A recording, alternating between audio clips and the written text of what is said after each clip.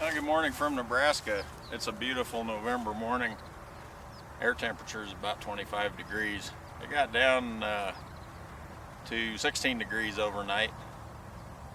So that's fairly cold, but it's pretty typical for November. It's already warming up, sun's shining bright.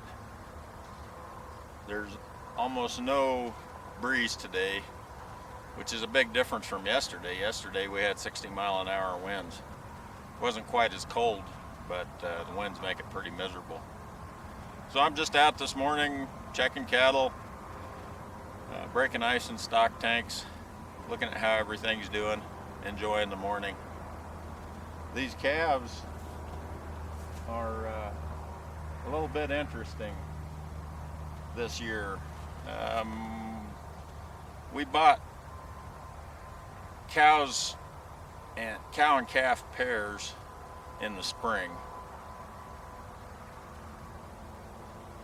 We bought additional cow-calf pairs in the spring.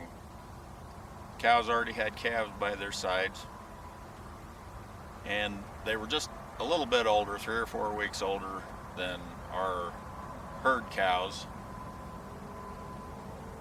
And we combined the new cows and calves with our EJE herd and calves, but they never really got together as a herd. For some reason, the new cows that we purchased were a little bit standoffish, and they kept themselves separate, so they didn't join in one big herd, which is not something I'd seen before. It's no big deal, just kind of interesting. But there's a little bit of spillover there because the calves are trained to behave like cattle in part by their moms, by the cows. And so what we have here is in this pasture we have 24 out of the 100 calves, and they're kind of off by themselves. In the pasture over here we have the rest of the calves, but they're kind of divided into 2 clumps too, so they're not herding together. It's no problem.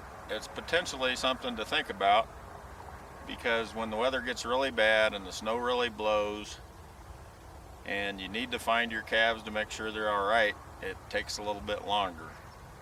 It can be a little bit more difficult. You have to carefully count.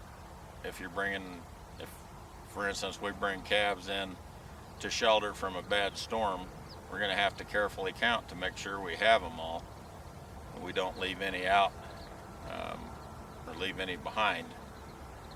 So it's a dynamic world. For the most part, things aren't one way or the other. We don't live in a world that's a binary solution set. So you have to be able to think, you have to be able to observe, you have to be able to bring your experience to bear, but at the same time understand that your experience isn't the be all and the end all, that there's always something new that can happen.